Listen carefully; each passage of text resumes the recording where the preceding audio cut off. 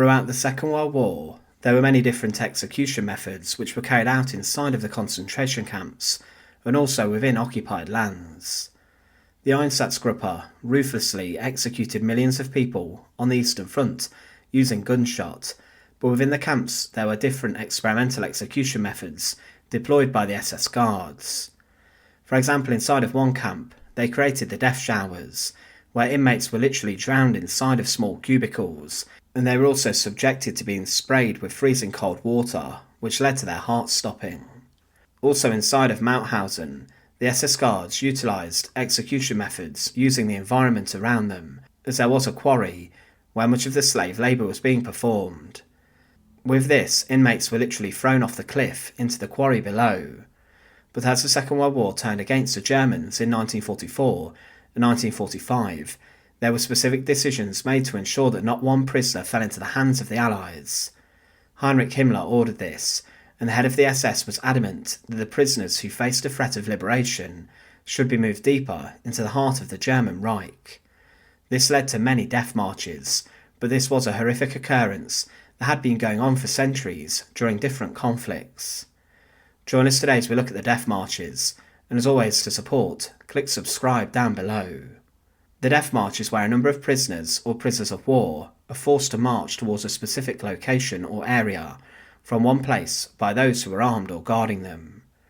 The terror of the death march is in the fact that prisoners who cannot make the expectations of the death march are left to die en route, and they are to be executed by guards on the march. The prisoners have to make the journey, usually by foot, and they have to march huge distances quickly.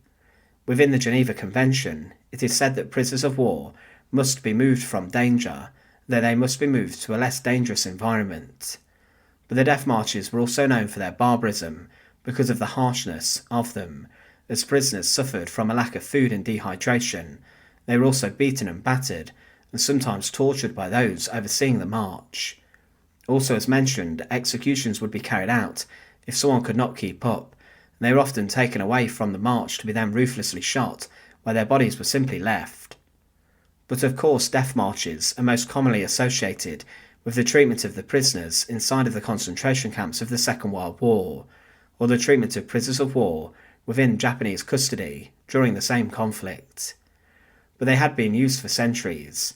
In 1127, during the Jin-Dong Wars, there was a death march carried out as soldiers of the Jin dynasty sacked the imperial palaces of Beijing.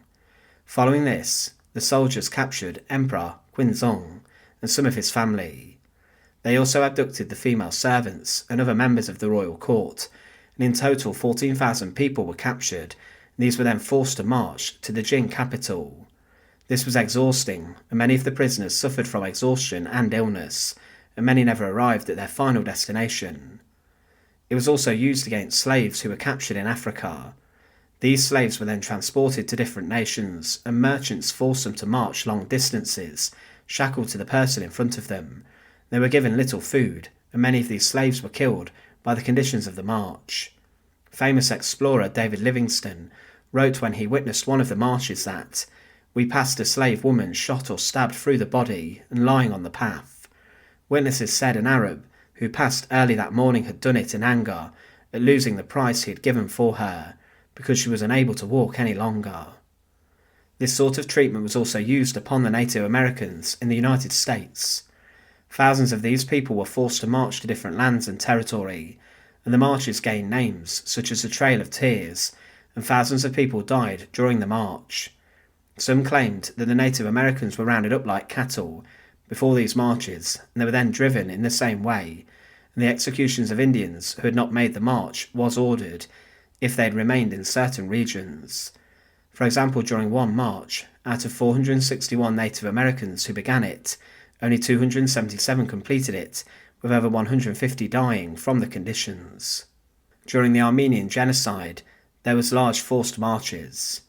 Large parts of the Armenian population were exiled from Western Armenia, and they were forced to march to the Syrian desert, and there was much horror on the march.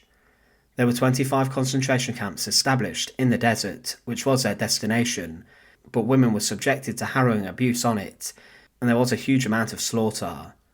But when they arrived at the camps, the bloodshed did not stop, as in one site, Dazur, over 150,000 people were slaughtered. It was throughout the Second World War that death marches of prisoners of war are today most commonly remembered in the knowledge of people due to the treatment that was inflicted by the German SS guards and also the Japanese guards under the Axis alliance.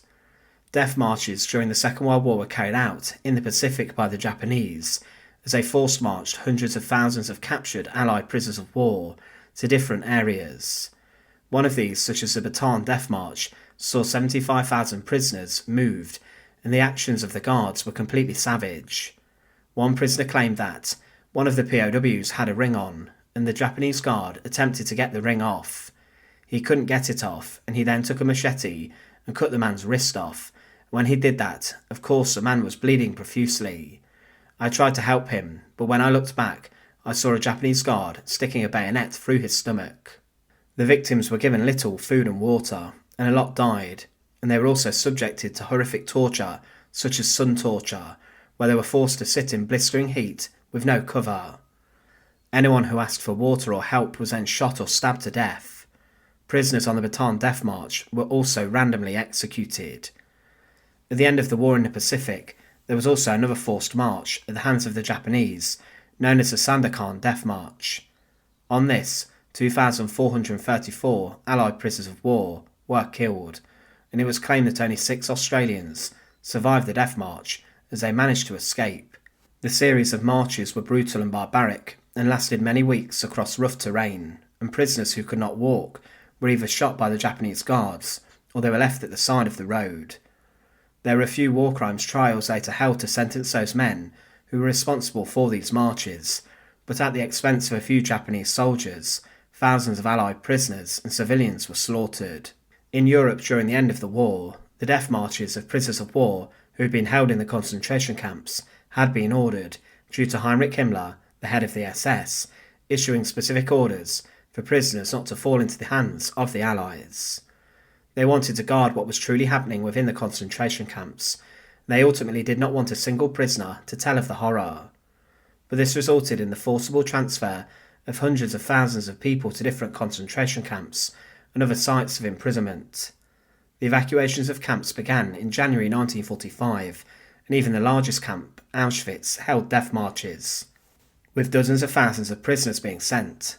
During one march, 60,000 prisoners were taken out of the camp, and around 15,000 died on the way to their destination. Inside of Stutthof concentration camp, a death march was held in which prisoners were cut off by the advancing Soviet Red Army, and the prisoners were then later marched towards the sea, where they were then executed by machine gunners, and their bodies were then left floating. Even during the Korean War, in winter 1951, there were 200,000 South Korean soldiers who were marched, and up to 90,000 of these died from their treatment, but these were training marches, and their own commanders led these.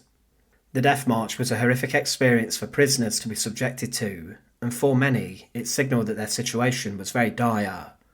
The Second World War saw thousands of people forcibly moved in evacuations and deportations in this manner, and the horrors of the marches saw those who could not keep up left to die at the side of the roads, or guards then shot them. It was harrowing, and the treatment of these people was brutal. Thanks for watching. To support our channel, please make sure to click subscribe, and once again, thank you so much for watching.